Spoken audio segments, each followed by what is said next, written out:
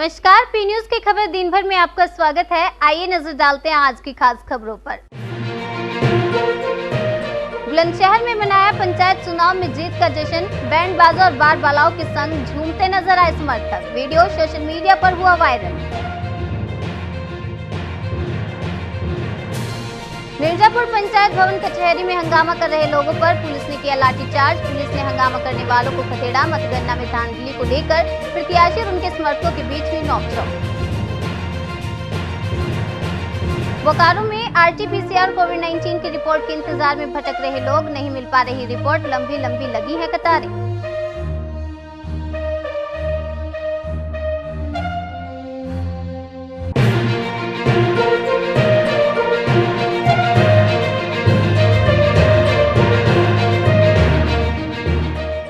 गुमला में लगातार डॉक्टर और कर्मचारियों की लापरवाही दिनों दिन चर्चा का कवायद बनी है। वहीं दूसरी ओर सरकार ने कोरोना महामारी को लेकर जिले के सभी अस्पताल और सामुदायिक केंद्र में ड्यूटी में तैनात डॉक्टर और नर्स की ड्यूटी में बदलाव किया है, जिसके बाद सरकार ने गाइडलाइन भी जारी की है। वहीं सभी गाइडलाइन की धज्जियां उड़ाई जा रही हैं।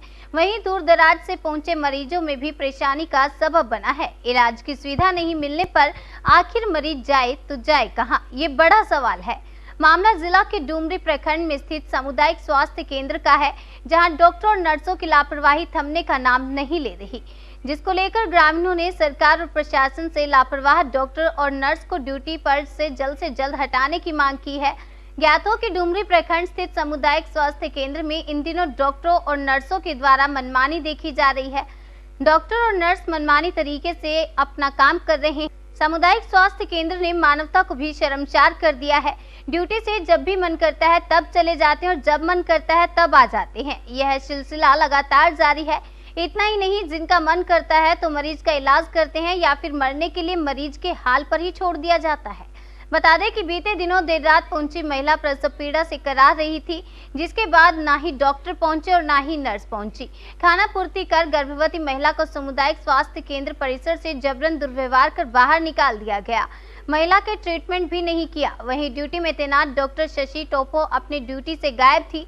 डिलीवरी पेशेंट के बारे में जब फोन पर डॉक्टर शशि टोपो से जानकारी ली गई तो टाल मटोल कर फोन को काट दिया गया। इधर ग्रामीण एकजुट होकर डॉक्टर और नर्स को सामुदायिक स्वास्थ्य केंद्र से हटाए जाने की मांग कर रहे हैं। लोगों ने कहा है कि यदि डॉक्टर और नर्स को नहीं हटाया जाता है तो इनके खिलाफ आंदोलन किया जाएगा। पी न्यूज के लिए झारखंड के गुमला से अजीत सोनी की रिपोर्ट। इस संबंध में हमारा कहना है कि अस्पताल की स्थिति तो बहुत दयनीय है। डॉक्टर नहीं है, नर्स नहीं है, इसलिए अस्पताल को दुरुस्त या सुस्त किया जाए। डॉक्टरों की कमी को पूरा किया जाए, नर्सों की कमी को पूरा किया जाए। मरीज डॉक्टर और नर्स के बिना जो है बेहाल हैं, चक्कर लगा रहे हैं और इसको सुधार करने की आवश्यकता है।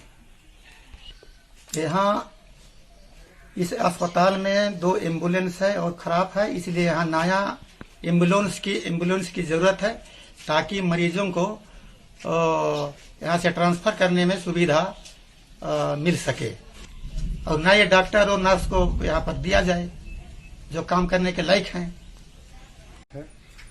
हॉस्पिटल में जो है डॉक्टर की कमी है। जो भी डॉक्टर यहाँ ड्यूटी में है, प्रभारी साहब रोशन खलको कोविड में है, उसके अलावा जो भी डॉक्टर यहाँ पर मौजूद हैं वो कभी नजर नहीं आते हैं। स्थिति बहुत ही दुर्भाग्यपूर्ण है हॉस्पिटल का। इस पर ऐसे डॉक्टर जो कार्यरत है, ड्यूटी में है, मैं जिला प्रशासन, राज्य सरकार से मांग करूंगा कि उस पर सख्त कार्रवाई हो। एक नर्स है अंजनी कुमारी, जो यहाँ पर वो ड्यूटी करने नहीं आई है, वो व्यवहार उचित नहीं रहता है। वो पेशेंट को उस दिन का 30 तारीख का घटना है, एक पेशेंट आई थी बंधुआ से, जो तड़पती हुई महिला को एडमिट नहीं किया गया और उसको रोड में निकाल दिया गया, जो साक्ष्य है। दर्दमय घटना थी, ऐसी घटना नहीं होनी चाहिए।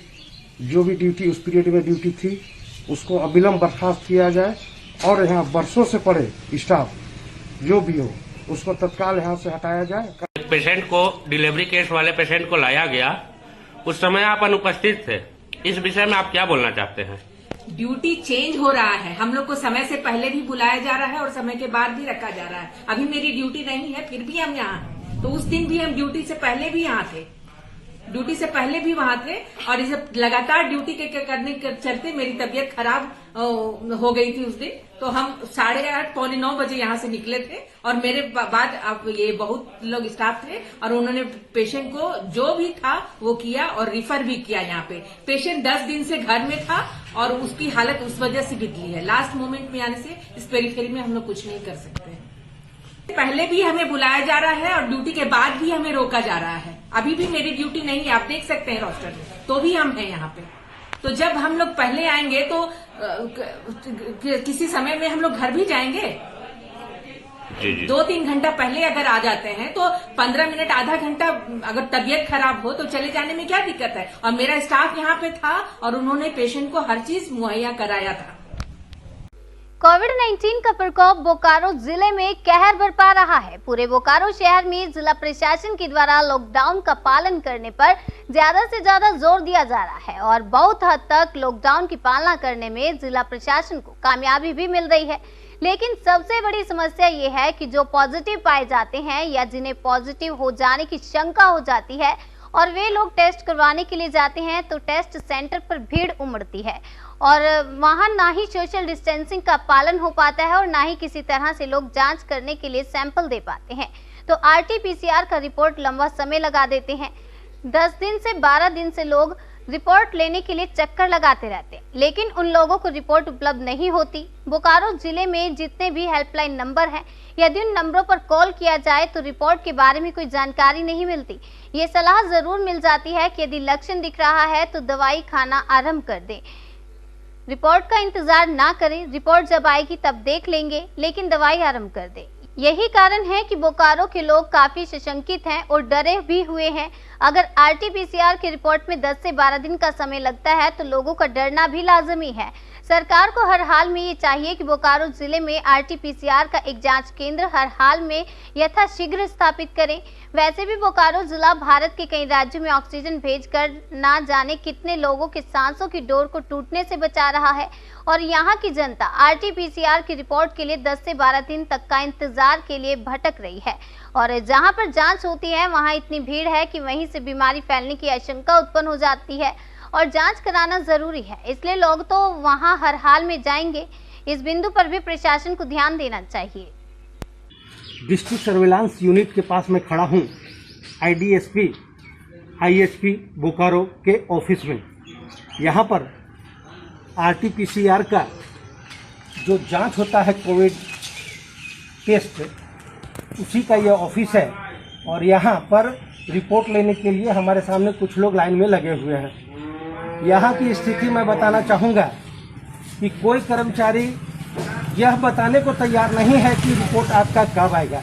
कोई 4 दिन से, कोई 8 दिन से और कोई तो 15 दिनों से इस ऑफिस का चक्कर लगा रहे हैं। कर्मचारी जो यहाँ के हैं वो मोबाइल नंबर देने से इनकार कर रहे हैं कि हमको भाई 12 बजे रात तक भी तंग किया जाता है, हम नंबर नहीं दे सकते हैं। स्थिति ये बन रही है कि निराशा ही हाथ लगती है। लोग आखिर टेस्ट कराएं तो कहाँ कराएं, बहुत बड़ी समस्या है। मैं एक पब्लिक से आपको बात करा रहा हूँ। यहाँ के पब्लिक जो परेशान हो रहे हैं उनकी ओपिनियन मैं जानता हूँ, जानना चाहूँगा। हाँ सर, जरा सा बताइए आपका नाम क्या हुआ सर? कितने दिन से आप यहाँ पर चक्कर लगा रहे हैं? परसों भी आए थे, कल भी आए थे और आज भी आए। जाँच कब कराया था आपने? 28 तारीख को। 28 तारीख को जाँच कराया और आज 5 तारीख है ना? 5 और आज तक आपको 4 तारीख है, 4 तारीख है और 4 तारीख तक आपको रिपोर्ट नहीं मिली है, यानी 6-7 दिन करीब करीब होने जा रहे हैं। क्या जवाब मिलता है यहाँ से सर? जैसे कल आए थे तो बोले आया नहीं है, देखिएगा शाम को आकर के। फिर कल आए तो बोले कि परसों अगले नेक्स्ट डे आइएगा, नहीं आया अभी। कहाँ से आते हैं आप? सेक्टर 11 से। सेक्टर 11 यानी यहाँ से लगभग 10 किलोमीटर 10 किलोमीटर है ना? 10 किलोमीटर दूर से आप आते हैं और रोज परेशान होते हैं। क्या कोई नंबर वगैरह नहीं मिल पाता है जिससे कि आप बात कर लें, कन्फर्म हो जाए कि हमारा रिपोर्ट आया है कि नहीं और तब आए और परेशानी से बचें? ना ऐसा कोई सुविधा नहीं। ऐसी कोई सुविधा नहीं है। एक तरफ लॉकडाउन का ये लगा हुआ है और प्रत्येक दिन रिपोर्ट को पता करने के लिए सिर्फ 10 किलोमीटर तक के सफर आप तय करते हैं और आपको निराशा हाथ लगती है। मजबूरी है, क्या करेंगे और क्या। जी मैं और देखता हूँ आप भी सेक्टर 11 से हैं। कितने तारीख को जांच कराया था आपने? 26 तारीख को। जी 26 अप्रैल को इन्होंने जांच कराया है और अब तक इनका रिपोर्ट नहीं मिल पाया है ना? अभी नहीं मिला है, देखते हैं मिलेगा कि नहीं मिलता है? नंबर दिए। जी अभी मैं अधिकारी से भी बात किया हूँ, शैलेश कुमार जी कोई हैं, वो सीधे कहते हैं कि भाई हम लोग को भी नहीं मिल पाता है, मैं कहाँ से दूँ। जो भी वहाँ थे सब अपनी लाचारी को व्यक्त करते हैं। कैमरामैन नवेंदु कुमार मिश्रा के साथ सचिदानंद मिश्रा। बेतिया जिलाधिकारी कुंदन कुमार ने प्रेस कॉन्फ्रेंस कर कहा कि कोविड संक्रमण को नियंत्रण करने एवं बेहतर स्वास्थ्य सुविधाएं उपलब्ध कराने के उद्देश्य से गृह विभाग बिहार द्वारा जारी अद्यतन दिशा निर्देशों का सख्ती के साथ 100% अनुपालन सुनिश्चित करने के साथ ही अधिकारी निरंतर भ्रमणशील रहकर निर्गत आदेशों का अक्षरश अनुपालन कराएंगे तथा उल्लंघन करने वाले व्यक्तियों के विरुद्ध विधि सम्मत कार्रवाई करेंगे। सभी अनुमंडल पदाधिकारी एवं प्रखंडों के वरीय प्रभारी पदाधिकारी उक्त कार्य का लगातार अनुश्रवण एवं पर्यवेक्षण करने के साथ ही जिलाधिकारी ने कहा कि गृह विभाग के आदेश पर दिनांक 5 मई से 15 मई तक प्रतिबंध लगाए गए प्रतिबंधों का उल्लंघन करने वालों के विरुद्ध कार्रवाई की जाएगी। पी न्यूज के लिए बेतिया से राजेश पांडे की रिपोर्ट। इसको जरूर ध्यान में रखें। सेम आप लोगों को के सामने दूसरी समस्या है कि वाहन को लेकर भी स्पष्ट किया गया है कि पब्लिक जहाँ से जहाँ जाना है उसको वो जाएगा। दूसरा इसमें दूसरा पॉइंट है कि अगर कोई बीमार है, अगर कोई वैक्सीनेशन के लिए जा रहा है या कोरोना टेस्ट के लिए जा रहा है तो उसको आपको उसके साथ जिन ऑफिस को बोला गया है कि वो खुले रहेंगे, उन ऑफिस के जो भी स्टाफ होंगे उनको भी आप जाने देंगे। रांची में मंगलवार को ऑक्सीजन की निर्बाध आपूर्ति के लिए सजवानी वाहन को मुख्यमंत्री हेमंत सोरेन ने हरी झंडी दिखाई है। मुख्यमंत्री हेमंत सोरेन ने रांची के सभी अस्पतालों में ऑक्सीजन की समय पर आपूर्ति के लिए मंगलवार को संजीवनी वाहन को हरी झंडी दिखाकर रवाना किया। पहले चरण में रांची जिला प्रशासन की ओर से शुरू की गई ये सुविधा जल्द अधिक संक्रमण वाले धनबाद और जमशेदपुर में भी प्रारंभ की जाएगी। इस अवसर पर मुख्यमंत्री ने कहा कि कोरोना की दूसरी लहर में संक्रमण की गति जिस तेजी से बढ़ रही है उस लिहाज से अस्पतालों में ऑक्सीजन युक्त बेडों की मांग भी बढ़ रही है। ऐसे में सभी मित्रों को ऑक्सीजन की कमी नहीं हो, इस दिशा में सरकार लगातार प्रयास कर मुख्यमंत्री ने कहा कि सजवानी वाहन अस्पतालों में कमी होने पर अस्पताल ऑक्सीजन पहुंचाएगा। मरीजों को ऑक्सीजन के लिए चिंता नहीं करनी होगी और अस्पतालों में ऑक्सीजन के लिए अफरा तफरी नहीं मचेगी। अब अस्पतालों के ऑक्सीजन बेड और वेंटिलेटर पर मरीजों की संख्या बढ़ने पर अचानक ऑक्सीजन की मांग बनने पर इसकी आपूर्ति सुनिश्चित की जा सकेगी। 24 घंटे में 7 दिन सजवानी वाहन उपलब्ध रहेंगे। मुख्यमंत्री ने कहा कि सजवानी वाहन 24 घंटे 7 दिन ऑपरेशन मोड में रहेगी और उसे हमेशा ऑक्सीजन सिलेंडर मौजूद रहेंगी। सजवानी वाहन में जीपीएस ट्रैकिंग सिस्टम भी होगा ताकि इसकी बेहतर तरीके से मॉनिटरिंग की जा सके। मुख्यमंत्री ने कहा कि श्रमिकों के बेहतर इलाज को लेकर ऑक्सीजन व अन्य संसाधनों की उपलब्धता सुनिश्चित करने की दिशा में सरकार लगातार काम कर रही है। वर्तमान में ऑक्सीजन और वेंटिलेटर की सबसे ज्यादा जरूरत पड़ रही है। इसे ध्यान में रखते हुए सरकार द्वारा कोविड सर्किट के माध्यम से रांची और जमशेदपुर के मरीजों को उसके निकटवर्ती जिलों के अस्पतालों में निःशुल्क ऑक्सीजन युक्त बेड उपलब्ध कराया जा रहा है। वक्त तो चला एक छोटे से ब्रेक का, कहीं जाइएगा नहीं, जल्द लौटेंगे बाकी की खबरों के साथ। अरे बबलू, लॉकडाउन खुलते ही टहलने निकल पड़े।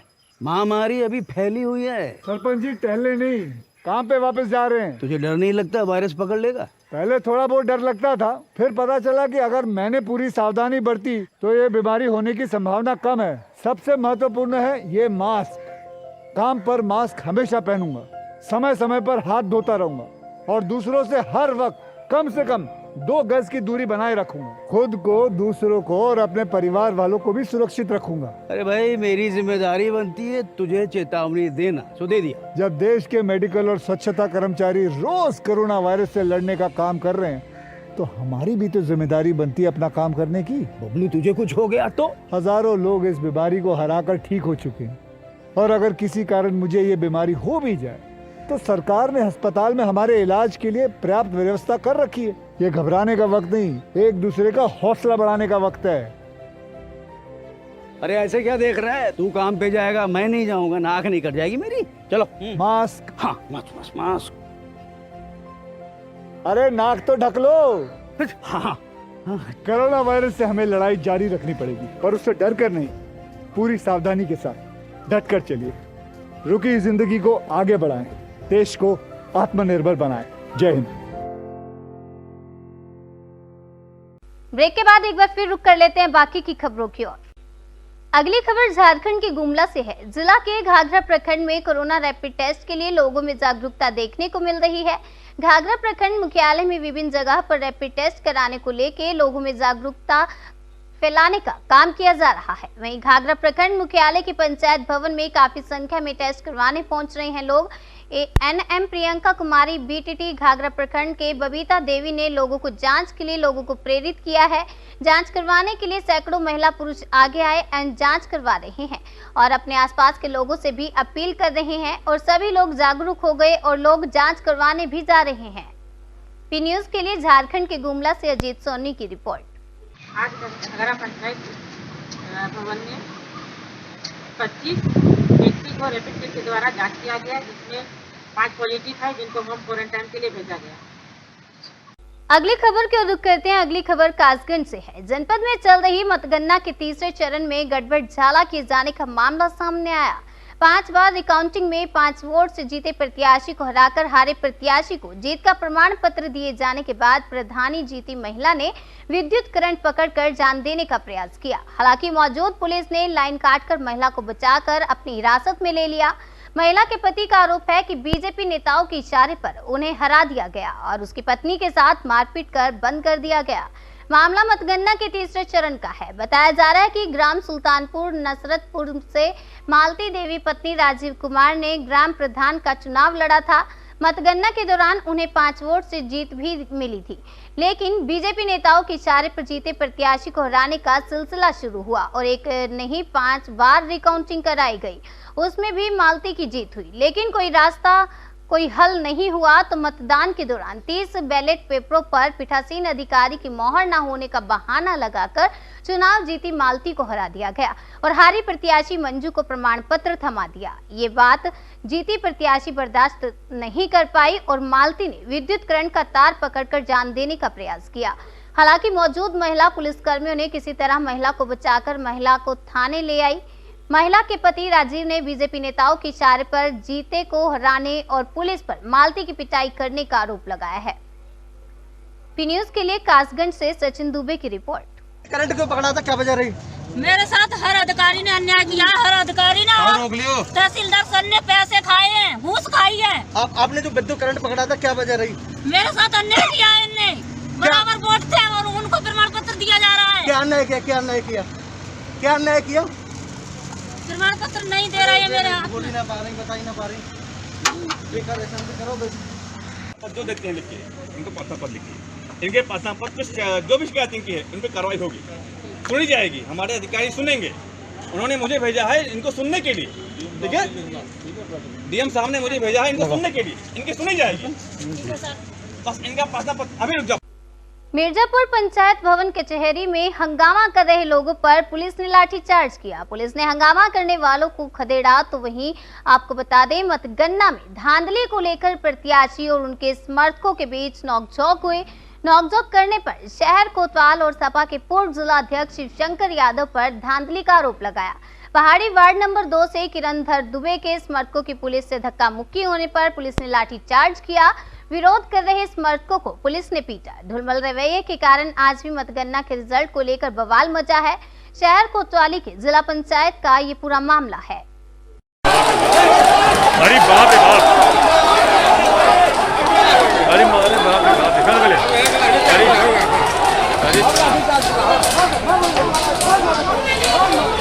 अरे भाई भाई ट्रैक्टर की मार दिया।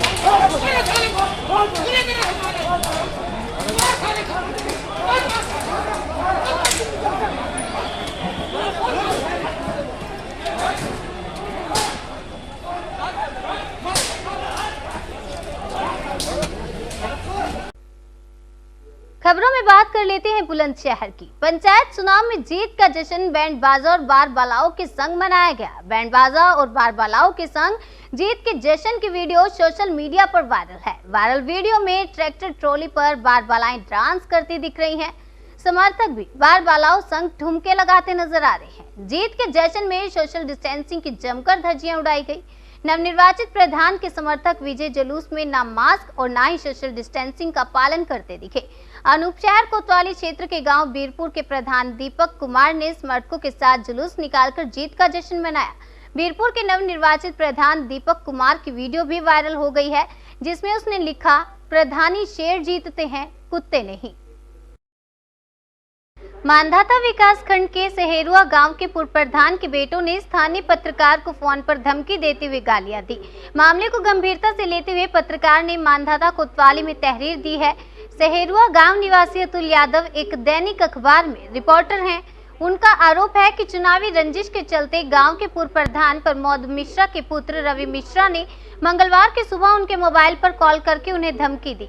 विरोध करने पर रवि ने खुद को खानदानी रईस बताते हुए कॉल रिकॉर्डिंग करके वायरल करने की भी बात कही। उसने पत्रकार को धमकी देते हुए फोन पर ही गालियां देना शुरू कर दिया।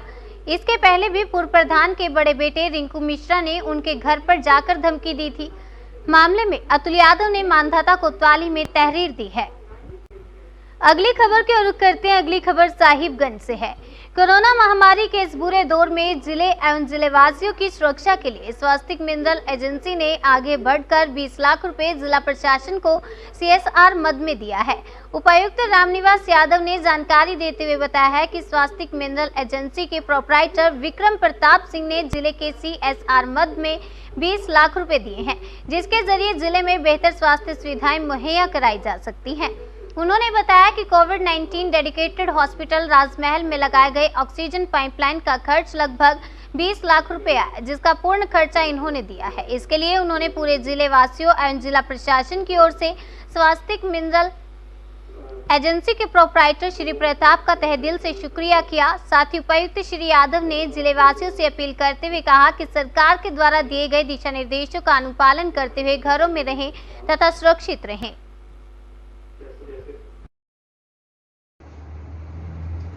स्वास्थ्य मिनरल एजेंसी के प्रोपराइटर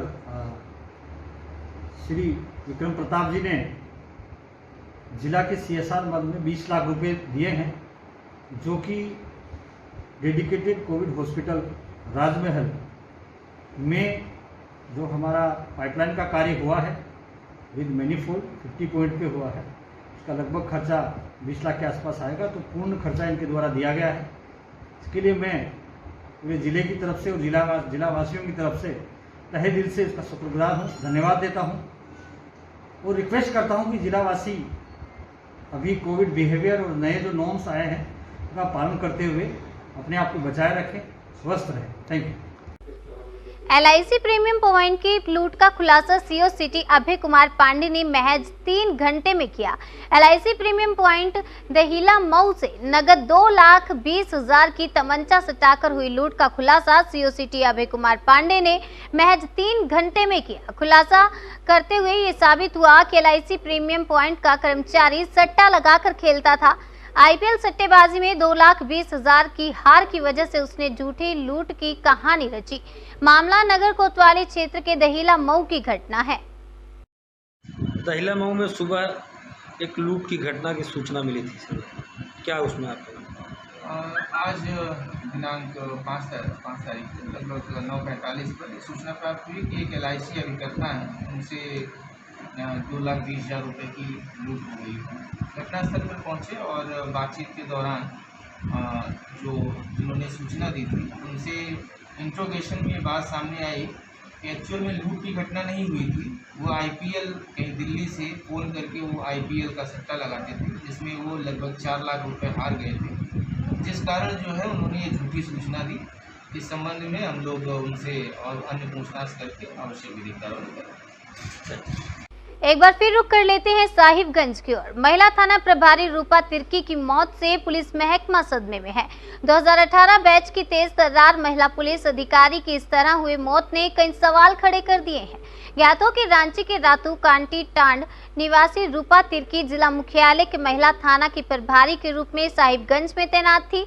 सोमवार को रूपा तिर्की का शव संदेहास्पद स्थिति में उसके फ्लैट गंगा के क्वार्टर US1 के कमरे में संदेहास्पद हालत में मिला था। परिवार वालों ने आरोप लगाया है कि उसके साथी पुलिसकर्मी उसकी सफलता को लेकर जलते थे और आए दिन रूपा को टॉर्चर किया करते थे। रूपा की मां ने बताया कि सोमवार दोपहर करीब 3 बजे रूपा से उसकी बात हुई थी। बातचीत के दौरान रूपा ने बताया था कि उसने जो पानी पिया है वो दवाई जैसा लग रहा है। मां ने बताया कि उसकी सहकर्मी ह्यूमन ट्रैफिकिंग थाना प्रभारी मनीषा और नगर थाना में पदस्थापित ज्योत्सना रूपा के पदोन्नति से जलते थे। रूपा के महिला थाना प्रभारी बनने, क्वार्टर और गाड़ी मिलने पर दोनों अक्सर उसे टॉर्चर किया करते थे। सर, ये महिला थाना प्रभारी के आत्महत्या की बात हो रही है। सर, क्या घटना है, क्या कुछ इसमें हो रहा है? यह बहुत ही दुखद घटना है। हम सभी इससे मातहत हैं और सारे परिवार के लिए हम लोग शोक व्यक्त करते हैं। और इस नन्हे उम्र में इस तरह के कदम उठा लेना बहुत ही चिंतनीय है। घटना जो भी है, हम लोग इसका तहकीकात कर रहे हैं और सही कारणों तक पहुंचने का प्रयास कर रहे हैं। और जो उनका डेड बॉडी है अभी पोस्टमार्टम के लिए भेजा गया है, जिससे हत्या का स्पष्ट कारण या मृत्यु के स्पष्ट कारण का पता लगाया जा सके। हम लोगों ने मजिस्ट्रियल इंक्वायरी करवाई है, इसकी इंक्वेस्ट करवाई है और हम तह तक जाने का प्रयास करेंगे कि किन कारणों से यह घटना घटी है। अगली खबर गुमला से है। वैश्विक महामारी कोरोना से बचाव व रोकथाम से जुड़ी तैयारी की समीक्षा के लिए सूबे के वित्त मंत्री रामेश्वर उरांव गुमला पहुंचे।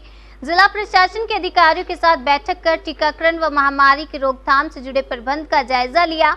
100% टीकाकरण के माध्यम से ही महामारी की कारगर रोकथाम की चर्चा करते हुए मंत्री ने कहा कि टीकाकरण को लेकर समाज में कई भ्रांतियां हैं। इन भ्रांतियों को दूर करने के लिए समाज के प्रबुद्धजनों को आगे आने की अपील की। उन्होंने स्वयं आह्वान किया कि सभी लोग टीका अवश्य लें और ज्यादा से ज्यादा संख्या में जांच भी अवश्य कराएं। बिना जांच कराए अनावश्यक इधर उधर घूमने के कारण बीमारी बड़ी तेजी से फैल रही है। लोगों को अपनी सामाजिक जिम्मेदारी समझते हुए खुद अपने और अपने परिवार की सुरक्षा का ख्याल रखते हुए जांच अवश्य करवानी चाहिए और पॉजिटिव होने पर घर में रहकर सरकार के बताए निर्देशों का पालन करते हुए स्वास्थ्य लाभ हासिल करना चाहिए। और क्या कुछ कहा, आइए आपको सुनाते हैं।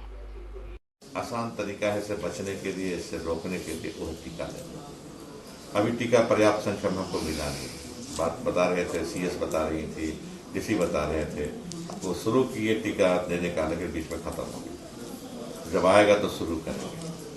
दूसरा यह कुछ गलतफहमी हमें को भ्रम भी फैलाए जा रहे हैं, टीका से ये हानि होगी, वो हानि होगी, तो उससे खैर हम लोग निपट जाएंगे। उसका तरीका हम लोग को मालूम है, उस भ्रम को हम लोग दूर करेंगे सामाजिक तरीके से, या जो धर्म गुरु हैं उनको सहायता लेकर के इस भ्रम को हम दूर करेंगे। लेकिन यही भी हम कहेंगे, लोगों को अपील करेंगे कि भैया सबसे सटीक इसकी दवा अगर है कोई, इसको रोकने की दवा, वो है टीका। इसलिए जब आपको मौका मिलता है टीका जरूर लीजिए। टीका लेने के बाद भी हो सकता है हो आपको, लेकिन घातक नहीं होगा, वरना घातक नहीं होगा। टीका लेना जरूरी है।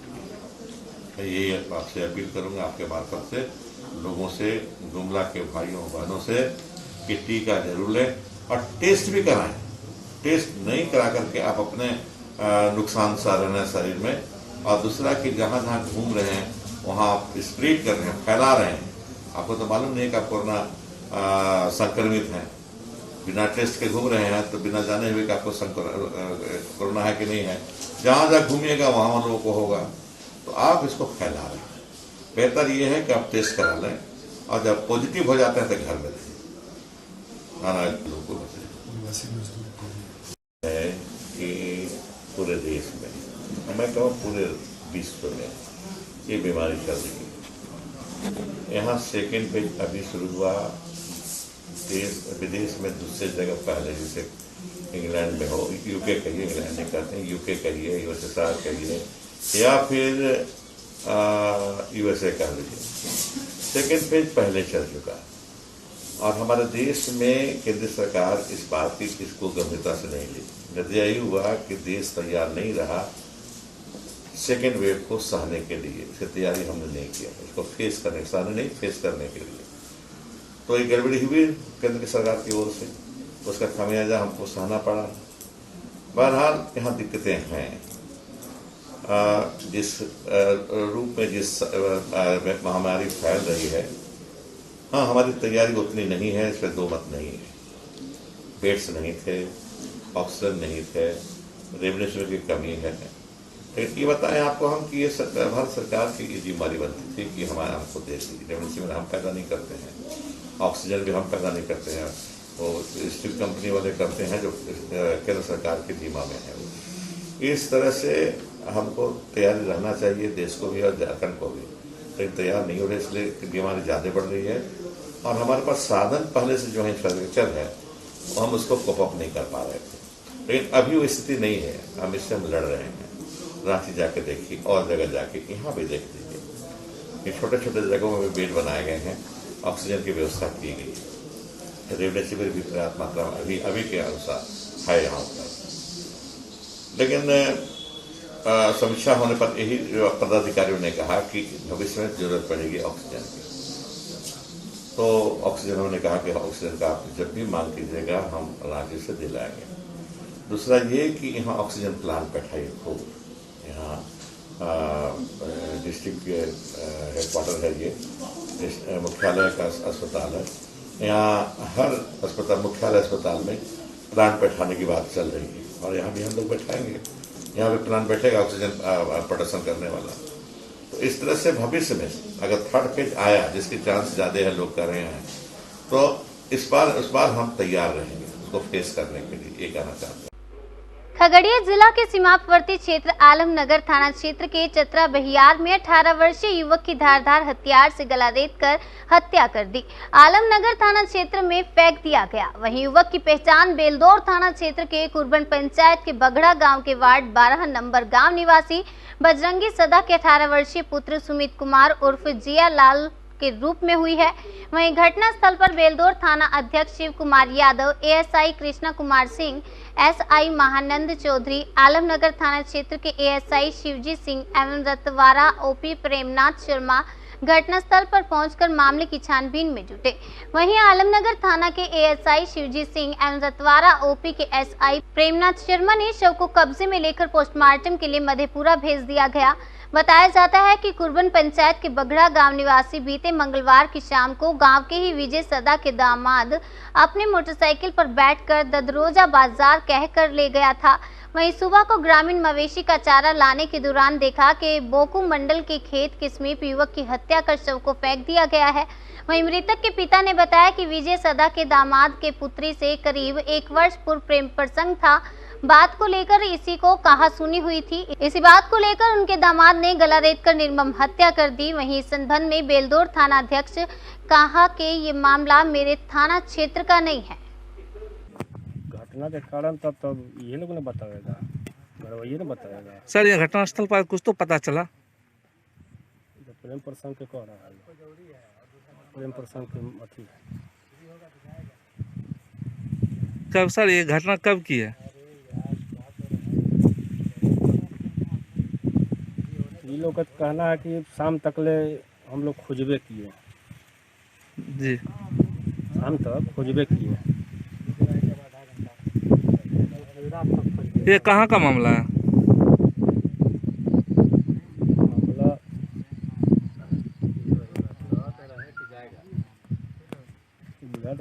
बेलदौर थाना अंतर्गत मामला, हाथी में फेंक दिया।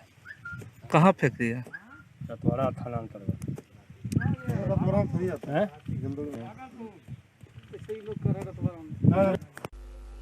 देश दुनिया की तमाम ताज़ा तरीन खबरों के लिए बने रहिए हमारे साथ और देखते रहिए पी न्यूज़ चैनल, खबरों का बादशाह।